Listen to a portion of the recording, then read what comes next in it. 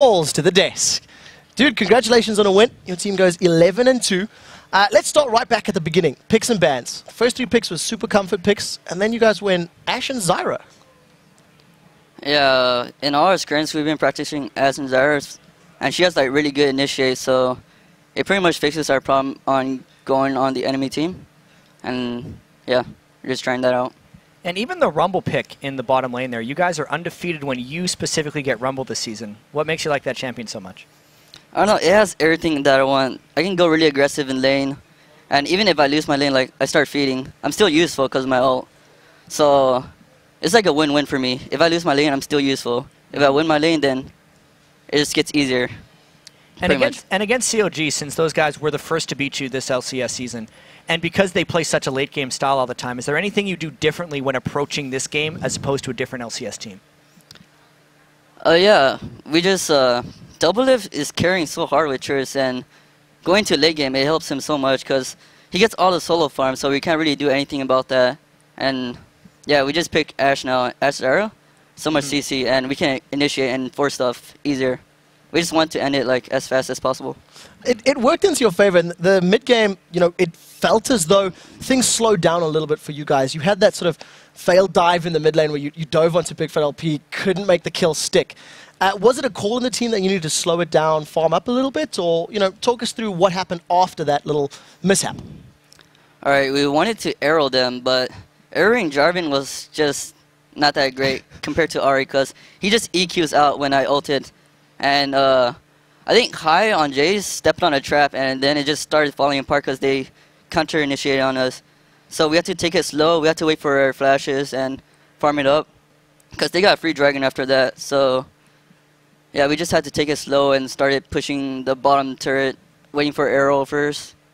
So basically just waiting for all your cooldowns to be available. Yeah. Now, once you guys did get the position, you weren't afraid to tower dive even with that type of composition. Do you think that the comp that CLG was running maybe, wasn't the best against you guys? Ari, Jarvan, Shen? It was kind of weird. I wasn't really expecting that, but it worked in your favor, I suppose. Yeah, just having Jace poking them. Yeah. That's kind of all you guys did once you got points. Once you were ahead, you hit them with Jace, Ashe again and again until they'd initiate on you, and then you'd counter with the fight. And even though you said you're playing slow for Cloud9 is like a 31-minute game in this time. But I want to talk to you a little bit more about your champion pool in particular, because you're someone who competitively has played every position. Why are you top lane now? I was on Meat Playground before this, right? And I was playing AD carry. But after the LCS qualifier, we disbanded. And I wasn't really going to do anything, but High and Turtle asked me to join as their top laner or try out.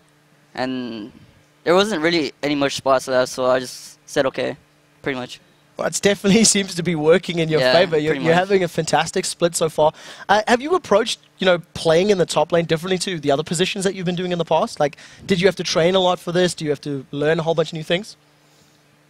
It was basically just watching out for their jungler. That's the most important part, because when you're AD carry and support bot lane, you have wards, and you can go as much aggressiveness as you want. But top lane, sometimes you don't start wards, so you have to be careful about the jungler. And usually I just want to push my lane all the time and go aggressive. So just watch out for their junglers, pretty much. And even speaking of junglers, your jungler Meteos is one of the best in all of North America. He definitely has the best stat line so far. In that game, I noticed Meteos had a lot more farm than Big Fat LP, but he always seemed to be there whenever he came around. How are you tracking Big Fat LP in the jungle?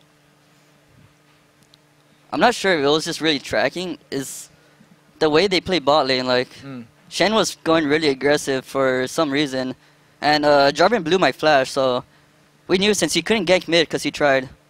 The only lane he ganked was bot lane because he wasn't close to top 2. Well, you guys read the game really well. For the last question, you have one more matchup today against Vulcan. You also had a convincing win against TSM. Seeing the way they played, seeing the way you played, does that affect the game that you're going to be playing up later today? I don't think so. So you got your plan ready? Well, we're looking forward to it. Yeah. While we have a lot of fun bringing you all the NA LCS action every week, it does take a lot of hard work. And here's a behind-the-scenes look at what it takes to create